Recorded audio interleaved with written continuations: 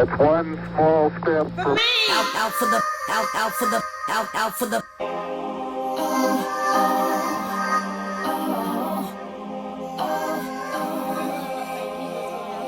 with me, AJ, and we'll jump right into the ABCs. AJ's Book Corner. We're reading Underwater, by Casey Barrett. And basically, I don't know if I talked about this one, but basically, Duck Darley should have been a winner. Once a competitive swimmer destined for the Olympic gold, he drank away his gilded youth and followed his foster father's footsteps into prison. Barely scraping by as an unlicensed private investigator, Duck now chases down cheating spouses for the same Manhattan elite who once viewed him as an equal, and drowns bitter memories with whatever fills his glass. Duck's lost glory days resurface when he's tasked with finding the teenage sister of a former teammate turned Olympic champion. Privileged Madeline McKay vanished over Labor Day weekend, leaving behind a too-perfect West Village apartment and a promising athletic career of her own. Duck thinks he's hunting for a self-destructive runaway until Madeline's film student X is savagely murdered and the media spins her as a psycho who killed him. As Duck searches for Madeline, he's plunged back into the dark underbelly of the Olympic swimming, a world rife with wild lies and terrible violence, and he soon learns that no matter how hard he tries to escape his past, demons still lurk beneath every surface. So far, I'm almost done with this book actually, but so far the book's pretty good. I've been into mysteries lately, so that's why I've kind of been watching there. I have a reading there.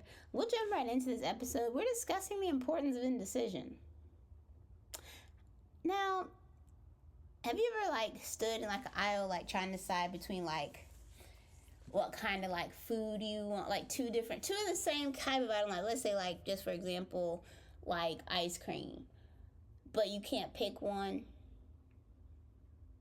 so you kind of go back and forth and you overthink, you spend over 20 some minutes pacing around and trying to figure out and feeling this weird anxiety building up and stuff, and it's kind of exhausting. It is exhausting. And when you're stuck like this, we start to think why is this so hard? Does my indecision mean something deeper? Why do I have to, my subconscious mind trying to tell me something? Well, indecisiveness actually could have some really good benefits. A recent study published by the journal Management Science looked directly at why our brains freeze up when we're torn, and the results are surprisingly reassuring. So, think about those random decision maker apps that you can have on your phone. And I was surprised to realize that people actually use apps to do this, but there's ones where you spin a wheel and stuff and all that stuff. And so it's basically based off this belief: if you let chance decide, your true feelings will magically reveal themselves. People think that, while you're indecisive, your brain is running a hidden ballot, 70% of you wants option A and 30% wants option B, and your hesitation is just a secret vote leaking out. And it kind of sounds good, I guess, but it actually suggests that your anxiety or hesitation is actually wisdom in disguise. But here's where the science kind of comes in. Researchers set up an experiment with over 100 participants to test this idea, and they had people make repeated choices between different options that were very close in value. They wanted to see if people's real-life wavering actually matched what they secretly wanted to choose, and it didn't. In fact, people's choices were tracked. When people's choices were tracked, their actual wavering matched their stated split preference only about 50% of the time. So statistically, hesitation does not mean you secretly want a middle ground or that you're hiding a secret preference from yourself. Your back and forth isn't a secret internal vote. It's not really deep, hidden intuition leaking out. It's actually much simpler and way, way less dramatic. So the neuroscience and psychology is a well-documented concept known as strength of preference. Simply put, when two options have very different values, like strawberry ice cream over butter pecan, your brain slows down.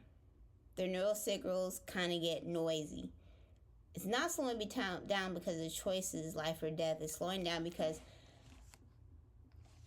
the two options are so equal that your brain struggles to find a clear winner. Mental health wise, this is a huge distinction.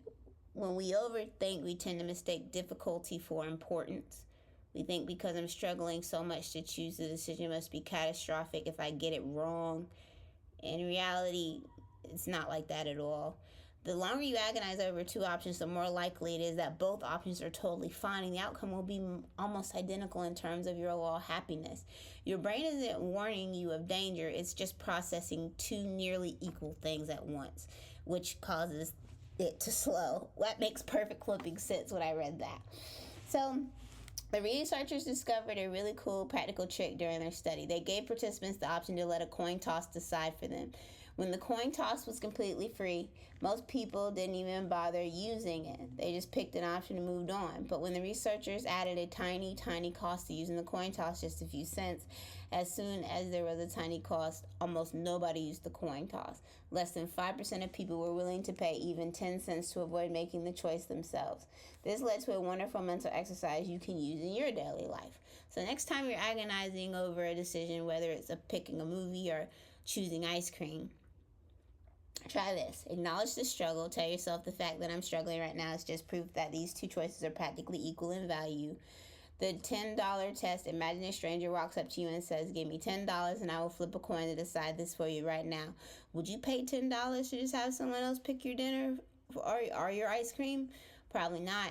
And if it's not worth paying $10 to delegate, then it's definitely not worth spending 45 minutes of your precious time, energy, and peace of mind agonizing over it. So, your time, your mental energy are valuable, and don't spend time wasted on trying to decide in between something. So if you're hesitating between two choices, don't read into your anxiety. You aren't secretly divided, and you aren't sabotaging yourself. Your brain's just working through two good, close options, and the extra noise is totally normal. So just notice which one you're leaning toward, and just pick it. I'm happy and I'm grateful for scheduling my own doctor's appointments because I'm trying to be serious about not only my mental health but also my physical health as well. And I finally did it, and it took me forever. Shouts out to my therapist. Anyway, the quote. There's so many.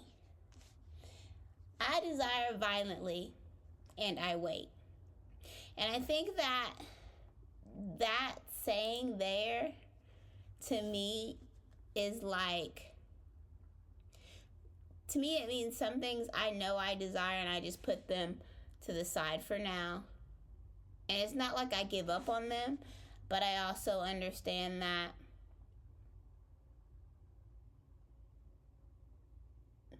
patience isn't a virtue to me. Patience is a necessary thing because I may not be ready, and whatever's coming for me may not be ready either for me. So you can desire violently, but you don't have to necessarily be like, I'm going to rush it or force it.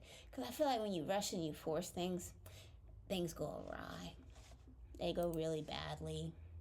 But before I go, be sure to check out the show notes. Also, check out my books on Amazon titled Poems to Cry to in the Dark and Love Letters Never Sent to Myself, and leave a 5-star rating. Other than that, I don't have anything else. I'm glad you're still here, and I hope you have the day you deserve. Bye.